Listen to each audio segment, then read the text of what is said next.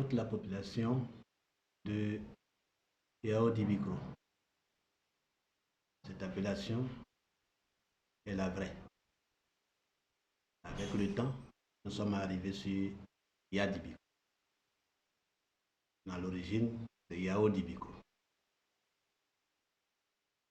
Et à tous les ressortissants d'Abidjan et dans toute la Côte d'Ivoire, je vous salue.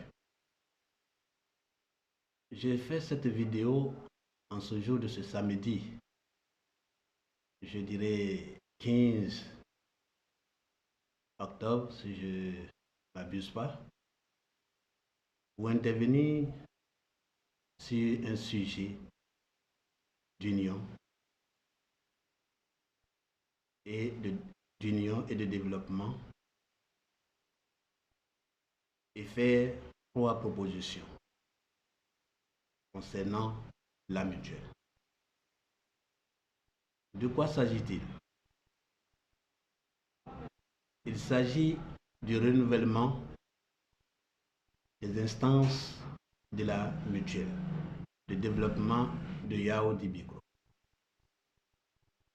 D'abord, je suis celui-là même qui, en son temps et à l'avènement du Conseil général, j'avais suscité la mise en place de la mutuelle de développement de Yao Dibikro. À part l'ancienne, que nous autres, nous ne savons son existence.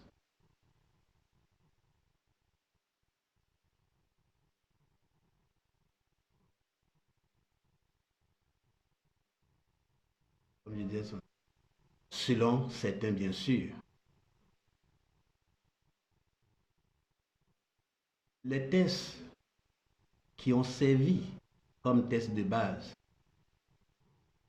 pour faire le premier statut et règlement intérieur, c'est des tests que j'ai envoyés, là il y a son temps, où je faisais le va-et-vient entre Abidjan et le village. Et c'était chez moi, à Yopougon Sikoji, où j'habitais, que nous avions travaillé dessus pour ressortir le statut et règlement intérieur de Yao Dibikro, de la mutuelle de Yao Dibikro. C'est ainsi que M. Kofi Auguste a été choisi et élu comme président de la mutuelle. Après ces 2 ans de mandat, il a rendu sa démission. Et la mutuelle est restée sans activité durant 2 ans. Et c'est moi-même encore qui suis venu auprès du grand NS,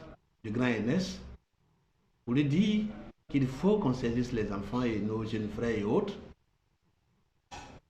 pour ne pas que la mutuelle meure. Et c'est ce que nous avions fait. Et à l'issue de ces élections, M. Diabaté Emmanuel est devenu président de la mutuelle.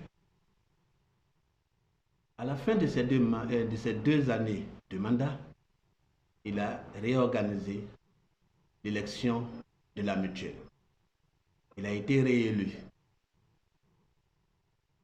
Mais jusqu'à présent, je sais très bien qu'il a fini ses 2 mandats. Mais jusqu'alors, c'est 1 an, 2 ans, 3 ans, je ne sais rien. Il ne pense pas organiser les élections de la mutuelle pour qu'un autre puisse venir continuer le travail qu'il a commencé. Et comme je vous les avais dit, à sa mise en place, dans la vacance de 2 ans, c'est moi qui avais intervenu sur tout cela. Et comme cette vacance est encore là, où rien ne semble se faire, il est de mon devoir de venir encore pour dire à la population de Yao Dibikro qu'il y a quelque chose qui se fait. On est en train de tordre le cours des règles que nous nous sommes données. Parce qu'après 4 années de mandat, il est donné à l'instance et à son président d'organiser des élections de la mutuelle. Et cela ne se fait pas. Je ne peux pas rester là, regarder la situation comme je l'ai toujours si bien fait. C'est ça que je me prononce encore aujourd'hui sur cette vidéo pour que tout le monde sache que le mandat de la mutuelle est terminé et qu'ils doivent organiser les élections pour la présidence, la nouvelle présidente et le nouveau président de la mutuelle pour continuer le travail que eux ils ont commencé. Si cela ne se fait pas, je dis bien que c'est un manque de respect aux règles qu'on se donne. Alors, cela nous impose de pouvoir respecter les tests qu'on se donne. Quand un groupe, une association, une mutuelle se donne des tests et qui ne respectent pas les tests, ça envoie des divisions. Et je ne voudrais pas qu'il y ait des divisions. Nous avons besoin de cohésion, d'union, pour que le développement de Yadibikro prenne son envol véritable. C'est pour ça que j'interviens, pour qu'ils sachent que nous sommes là et que nous veillons à ce que les tests soient respectés. Et qu'ils doivent penser un instant dans ces temps, que ce soit aujourd'hui, que ce soit demain, que ce soit dans la fin de l'année, on programme l'organisation de la mutuelle, présidence du président de la mutuelle, pour qu'en 2024, nous rentrons dans une nouvelle ère avec un nouveau président. C'est de cela qu'il s'agit. Parce que si cela ne se respecte pas, c'est que vous fonctionnez, vous travaillez dans l'inégalité. Alors, aujourd'hui, tout ce qu'on décrit dans ce pays, c'est le fait de ne pas respecter les lois, les règles qu'on se donne. Et la plupart du temps, les gens travaillent dans l'inégalité. Et je ne veux pas que ce soit le cas de la mutuelle de Yadibikro. Le président lui-même, il est un homme de droit. En tant qu'homme de droit, il a le devoir de respecter les règles. Et je tire son attention. Et l'attention de tout le monde, ainsi que le président de l'association des ressortissants de Yadibikro, ainsi que le chef du village, que nous sommes dans un vide juridique concernant nos tests. Que ça plaise ou pas, c'est cela la vérité. Nous devions aller aux élections. C'est vrai, c'est ma personne. Elle est telle. On n'est pas obligé de me comprendre, de m'accepter, de m'aimer. Mais je souhaiterais que nous puissions prendre ce qui est bon dans ce que je suis pour le développement de Yadibikro. Pensons-y. Que cela soit pour tout le monde, pour le bien-être et l'union et le développement de Yadibikro. En dehors de ce que je viens de dire, je voulais faire 3 propositions. La première, c'est que je propose que la prochaine élection du président de la mutuelle se fasse au village. Pourquoi?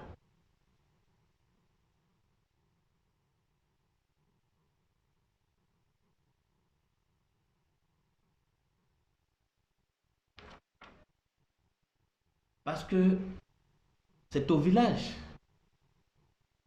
C'est le village qui est, comment on appelle, c'est le village qui a la mutuelle. Et sur son installation en tant que tel, c'est au village que le siège social se trouve. Donc, il est normal que l'élection, selon moi, comme proposition, se fasse au village pour que cela soit tous les ressortissants, tous les habitants et tous ceux qui sont de Yadibikro. Que ton un côté soit à Yadibikro, il faut que tu participes. Je dis pourquoi, parce que 10 personnes à Abidjan ne peuvent pas élire un président pour 100 personnes au village et surtout dans toute la Côte d'Ivoire. C'est pour ça que je propose cela.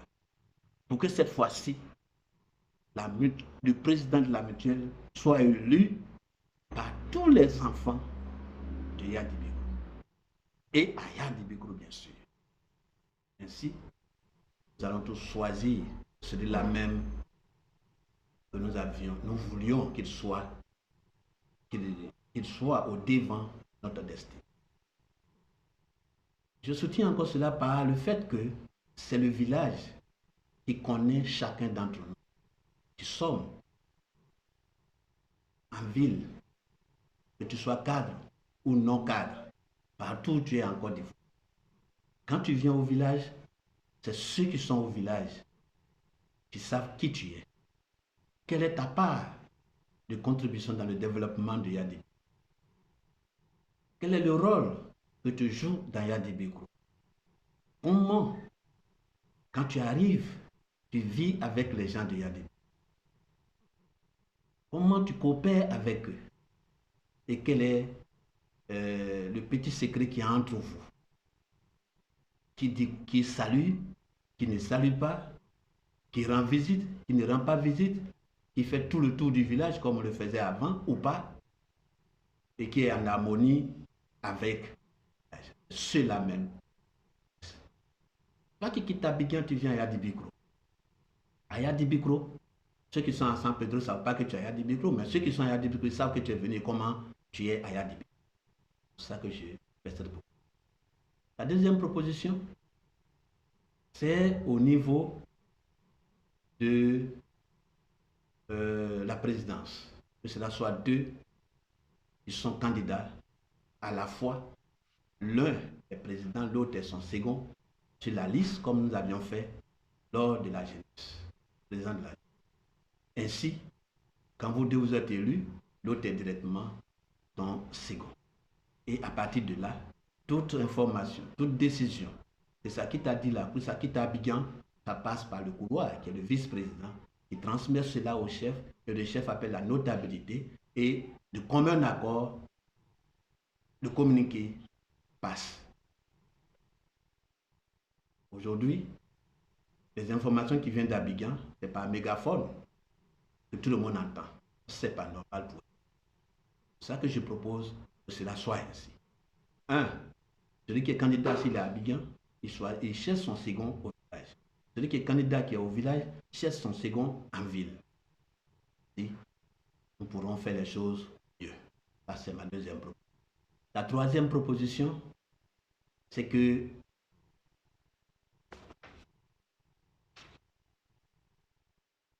les assemblées générales extraordinaires et ordinaires se fassent au village. Simplement pour que toutes les décisions qui seront prises soient au vu, au su de tout le monde. On ne dira plus que Abidjan nous impose ou bien prennent des décisions et nous imposent. On n'aura plus d'interprétation parce que c'est devant tout le monde. Ceux même qui sont au village, ceux qui ont leur village, c'est eux, devant eux, avec eux, que toutes les décisions se prendront en âge extraordinaire comme ordinaire. Il n'y a plus d'interprétation. Et c'est de commun accord. Personne ne dira pas qu'il n'est pas au courant.